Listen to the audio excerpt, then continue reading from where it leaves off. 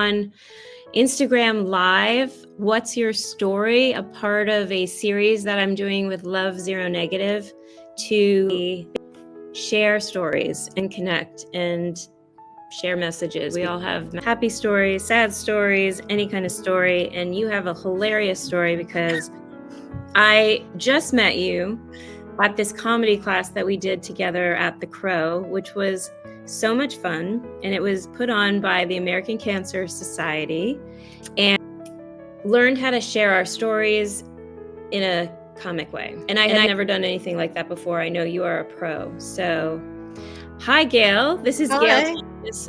We just met, but we had so much fun in this class, and we just performed on Friday night, and I had to get you on the show and just share your story, and you're amazing. Well, so are you. No, it was a wonderful, wonderful experience. I certainly had experience telling my story. I have a one-person show related to my cancer experience and the whole arc around that.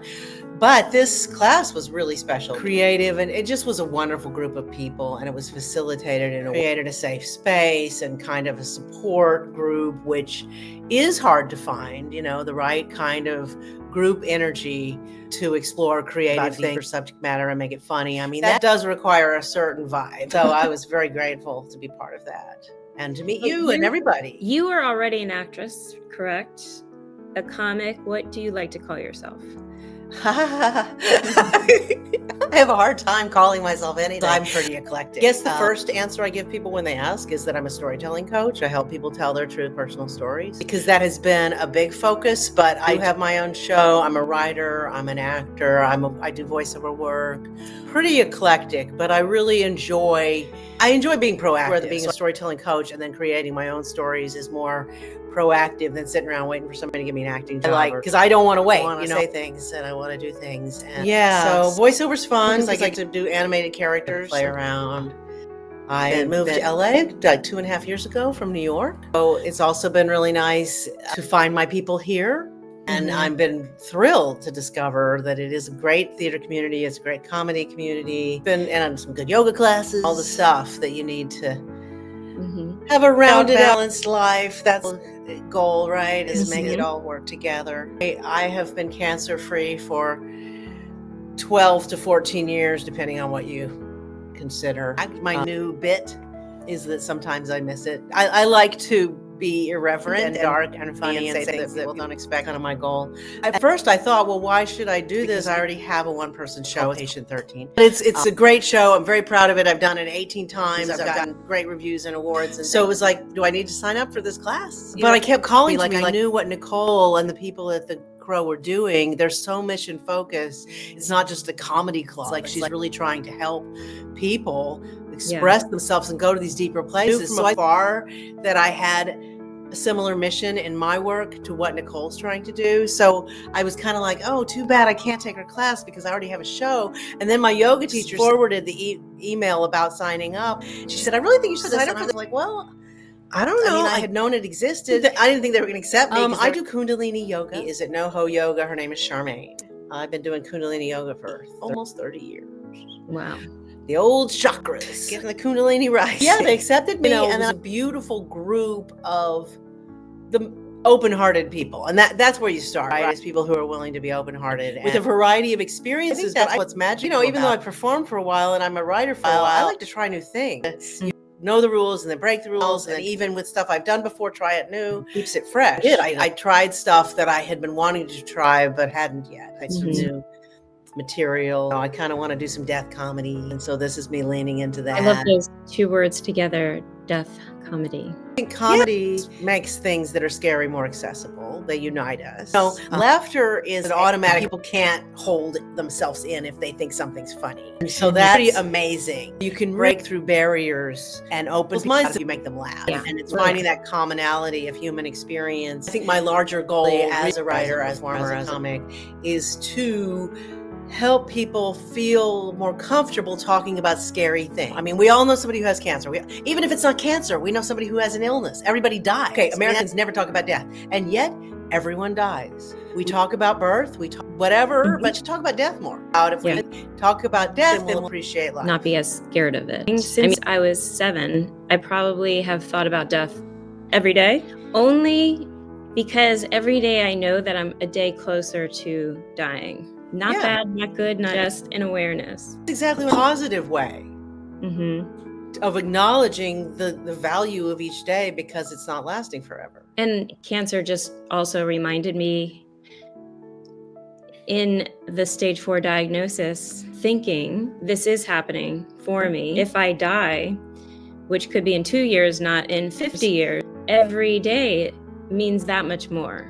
So the unknown made me really embrace every day. I was in treatment, in a surgery, feeling crappy. It didn't matter. That gratitude, that love, that trust that I used every day was kind of like the secret to healing. Mm-hmm. So it was like me enjoying what I was going through healed. And now I can have a long life and appreciate every day, hopefully in a lot longer way. Your story is very inspiring. I think that's the reason to share stories. First, you tell it to yourself. Right? Slow down, take a breath, and absorb these phases. And the fact that you're generous enough, and everybody in our show, to bring out the rawness of what you went through and to share that's what allows other people to learn the lesson you've learned and apply it to their own lives. I just remember being a patient or just diagnosed. All I wanted to hear were people on the other side of cancer that have made it through, because they all had to say that helped me. I'm a different person because of cancer. Because it can't help but change you. I mean, old me and new old me. And I remember being home just thinking, who is this new person? Having different reactions. Was slowing down. I was always a very active, busy person, and chemo was tiring.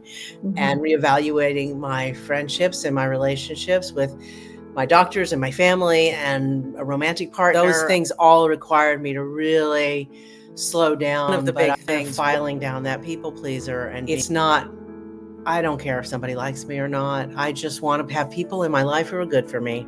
It's not about whether I'm good for them or whether they like me. It's like, is this person good for me? Am I good for me? And I'm much better. Now that's kind of an automatic response that I can filter experiences and people to take care of myself, because I was forced to take care. I was not in a good, healthy relationship. My family was not in the same city. So I didn't have a core. Friends had mixed results. I was very independent. I mean, and that was my choice. I was somebody going through treatment with you to help, like a caregiver? No. I had my friend Karen went with me to my doctor's appointments. I had 2 different diagnoses, which was confusing. I had one that was stage 3A endometrial cancer spread to the ovaries, and then the other 2 primaries. One of them was aggressive radiation and chemo, and the other was no additional treatment after hysterectomy. But that's a very confusing decision. When you have medical professionals saying 2 things, like 5 or 6 doctors, and having 4 pathology reports, because it was an important decision. And I had good health insurance at the time. I actually had Screen Actors Guild insurance, so I could go to different doctors. And I'm a research person. I'm a research nerd. That was one of the challenges, to be afraid to die at the same time as I'm trying to be logical and goal-oriented toward making a research decision in a limited amount of time. Was there a moment where you thought it was a death sentence? And then was there a moment where you knew you were going to be okay? My initial surgeon told me I had a 50-50 chance of being alive in 5 years if I didn't do exactly what he said. And I didn't like what he said, because it was very, very aggressive, and he was kind of bully. I felt very pressured. He wanted me to start treatment immediately after my hysterectomy, and I hadn't even healed. I mean, I could barely walk, and he wanted me to start radiation like right away. So that felt wrong. So as far as was I going to be okay, I think I just had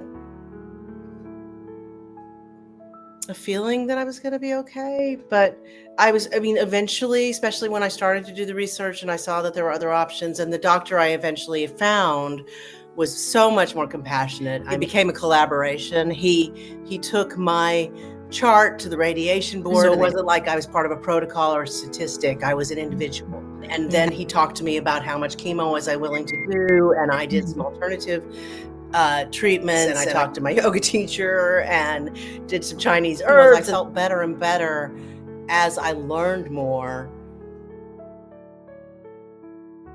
But I didn't trust the first guy. I actually found someone I trusted, and I did feel like I was going to be okay. I feel less attached to life now, in a way.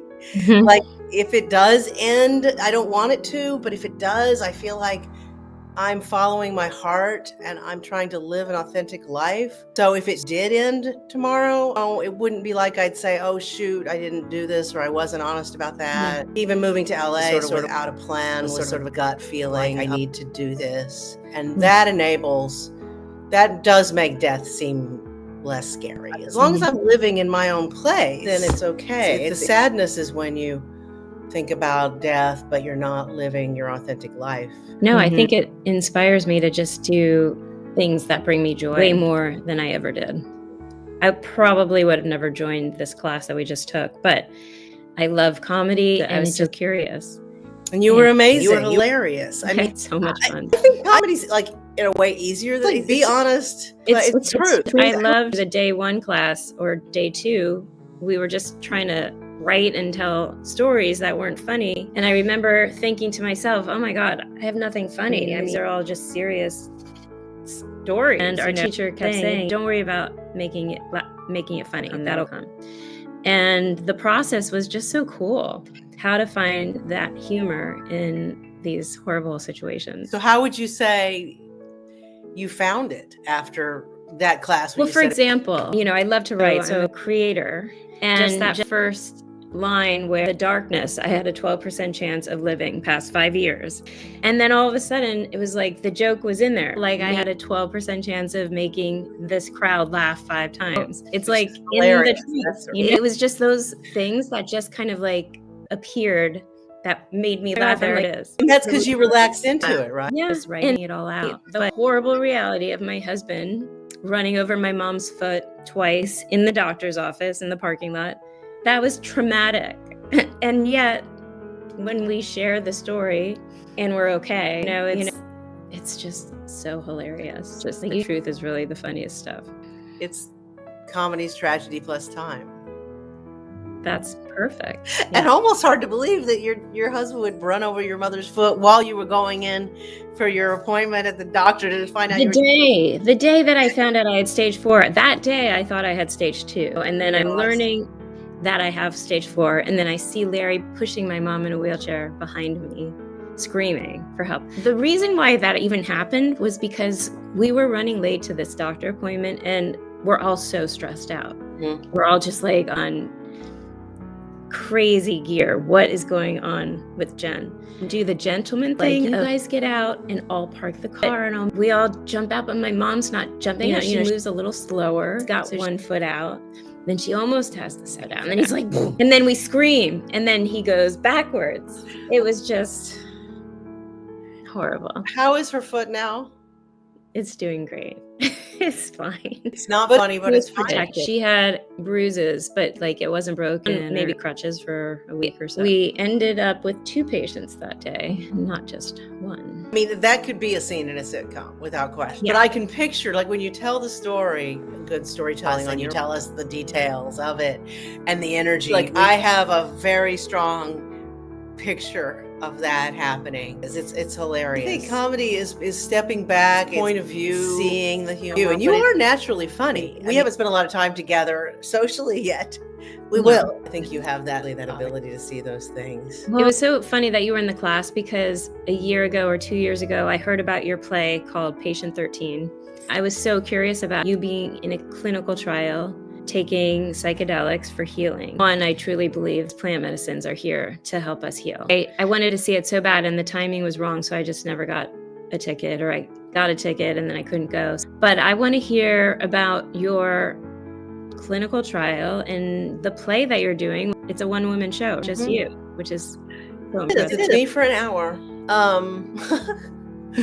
And although it's funny, it doesn't feel like it's just me, because it wouldn't have happened if I hadn't had all this support. I was doing a lot of Moth storytelling in New York City, and I won a couple Moth slams. And some of these stories were tinier versions, kind of like what we did in class. They were like 7-minute tiny stories, double diagnosis, crazy relationship with this guy who used to call Mr. Maybe, going on Craigslist, bald girl seeking romance, trying to find a date while I was bald. And then I was patient 13 in a FDA approved study that gave magic mushrooms to cancer survivors with anxiety and depression. How many patients were in the study? 29. I was number 13 out of 29. Okay. The study started at Johns Hopkins, then it went to UCLA, and then it came to NYU. So by the time I did it in 2012, it was an early groundbreaking study. Now it's been legalized, I guess, or decriminalized in Colorado and Oregon, and it actually was voted. Gavin Newsom here in California vetoed it last year or the year before because they passed the bill to really. I had never done psychedelics before, and I was actually afraid, which kind of made me the perfect candidate. The clinical study was very particular about who they let in it. It's all cancer patients? Originally, it was supposed to be for cancer patients who were dying to help them deal with the end of life. But they couldn't get enough dying patients to sign up. So they expanded the study to cancer survivors with anxiety and depression. Maybe they won't accept me because it was 2 years after my treatment had ended. So you had a lot of PTSD. Yes. Okay. And isolation. I was doing my annual visit with my oncologist, my nurse practitioner, and she said, "Do you want to do this study for cancer survivors with anxiety and depression?" I was like, "I'm okay. I'm fine." But then when I realized how isolated I had become and how separate from other people I did feel. Post-cancer, it felt like I went away to another planet and I came back and I didn't speak the language anymore. I totally know what you're talking about. Like a transformed person had such a different perspective of life. And I also had so much energy. Every day was a vacation. I'm cancer-free. Let's go here, let's go here, let's go here. And Larry, my husband's like, I gotta work. Like the same.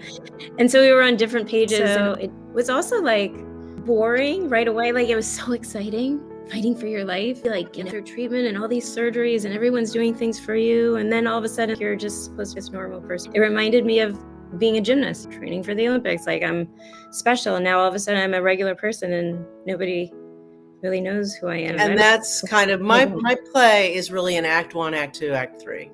Act 1 is finding out, being in this relationship, not having the right pieces for that.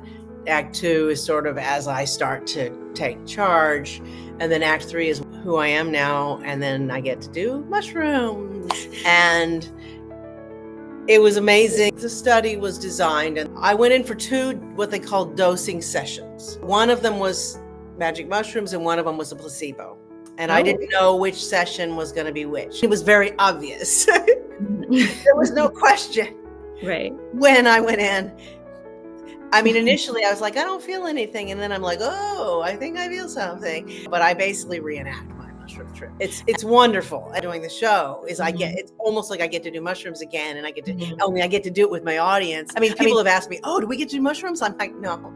But you will feel, hopefully, if I do my job, you will actually feel like you have been through all this and feel this joy and this release. So it's very trippy. It's really, really fun. After that experience in the clinical trial, was it a switch in you that just changed also? It is hard to describe in one word. That's what I like about storytelling is there's a difference between telling and showing someone what you've been through, right? There's a couple lines. I always felt a little separate. I mean, I'm so independent. I haven't really had a long-term relationship. I'm a bit stubborn about my time. And I realized after doing that drug that as independent and alone as I might feel on occasion, I am part of a whole.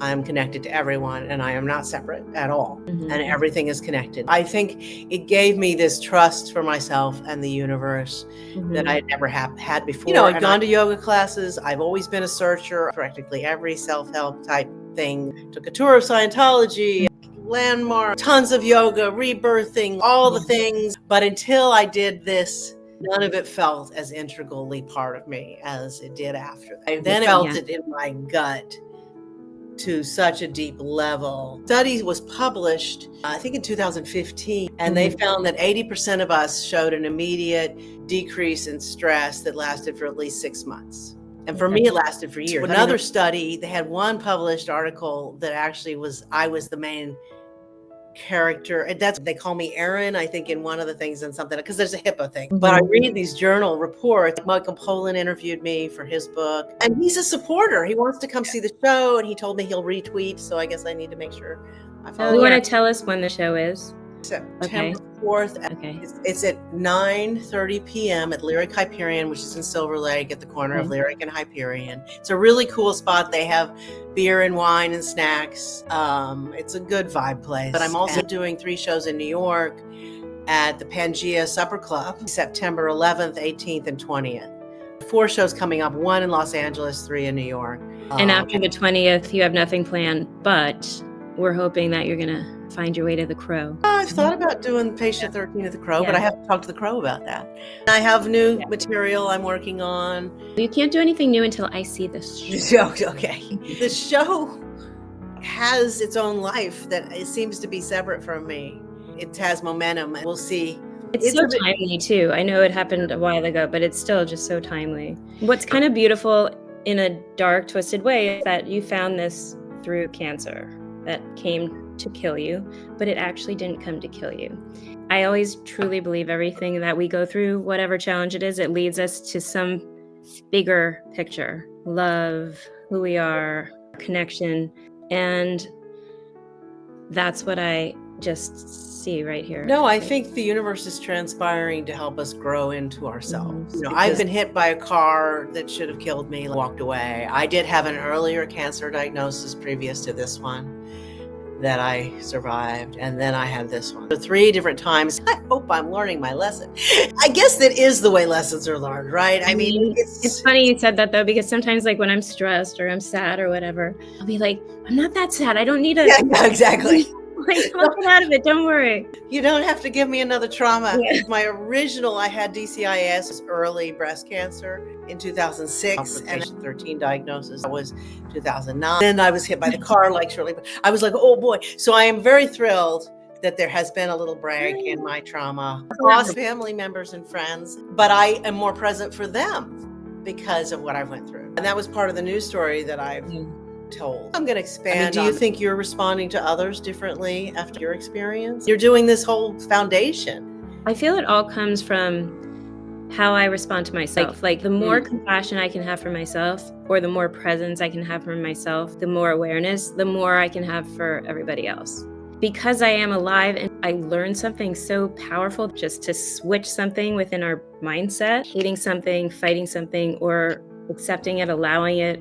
We don't have to love cancer, but like accepting it and asking what are the lessons and the curiosity. I can only speak for myself. I'm so happy and I have so much passion for life. We all would love to feel joy and designed to do. Life is so stressful and hard, and I love hearing people that have overcome so many things. They are who they are because of what has happened. The foundation, it's all about that. It's supporting your journey, and you're not alone. We have you, and we love just sending gifts that are supportive, and there are things that I use during treatment, and people used to send me gifts and it meant so much to me, or just regular cards saying, you got this, or we're thinking about you. And just feeling like people are thinking about me, praying for me. It was so powerful. Yeah, I want to do that for anyone going through cancer. Think about acceptance and treating yourself well. If I'm taking care of myself, then I'm not going to resent someone else who comes along and wants my time or my energy, and I'm able to bring them what I have fully. So accepting what I'm going through as part of everything. That includes the trauma and the hard stuff, because I really believe it's when people try to split themselves into different people, like, toxic positivity, everything's fine. It's like, well, let's integrate. No, this feels bad, but this is part of life. And it's not like I'm splitting myself in two. I can actually love the bad feeling because it's all part of that came up in my trip. I reenact. I think the acceptance of these realities frees us and moves us forward. People are like, I don't want to talk about negative things. Maybe we relabel it. Maybe it's not negative. It just is a thing that's part of life. If you're pushing some part of yourself that's happening away, you're rejecting part of yourself. I think that self-love requires that we accept everything that we're experiencing. It doesn't mean it takes us over. It means we just acknowledge it. Sometimes something so big, we feel like alone, and that's why we don't want to share it. But somebody has been where you have been. It feels so good just to be understood, heard, or seen, or to know that this right now is not forever. If you just can step into this right here, right now, knowing that's happening for a reason, or it's just happening to pass through you. It kind of allows you not to like be afraid of it so much. Okay, I'm alive, I'm seeing this. Let's see what I'm supposed to learn from this. Absolutely. Love Zero Negative, just to spread love through accessories that share the message that love is superpower. Whoever is buying a love tote or a love accessory, they are choosing to be reminded of that superpower within themselves. What would you want to send in these accessories? What would your message be that you would want to just get out there? And I would say, trust yourself. It's truly a superpower. Trust yourself and take the time to slow down by looking outside for validation, what that's taking away from self. So slow down, touch your heart, take a deep breath, trust your gut, trust yourself. If something feels wrong, maybe it's wrong for you. And if something feels right, maybe it's right for you. Because ultimately, and that's what was fun about the class and what I enjoy about storytelling. Tap into the parts of my story that other people can relate to. We all want love. We all feel lost. We all have pain. We all have those human emotions. But then we also have our own essence. A word that I hear might mean something else to you. And it's something that I see. Your own vision of your life might be a little different than my vision of mine. Be authentic and trust yourself. You know what I do to get me into that knowing of everything's okay? I just do a little pinch. It just takes me back to know. That's nice. It's beautiful. And you can love the pinch. Because I'm alive, I'm here, and everything's okay because I trust myself, I trust life, I trust everything. I know this is and you can embrace it. If you push yourself hard enough, it might hurt, but it's also like, hey, that's actually if you need a little bigger reminder, just do it. Sometimes I pinch other people. No, I love that. That's wonderful. Thank you for sharing that, Jen. This has been amazing. Thank you for inviting me. Thanks for coming on and being guest number 2. Instead of patient 13, you are guest number 2. Very good. So nice to chat with you. Talk to you very soon. Thanks for joining, everybody. Thank you.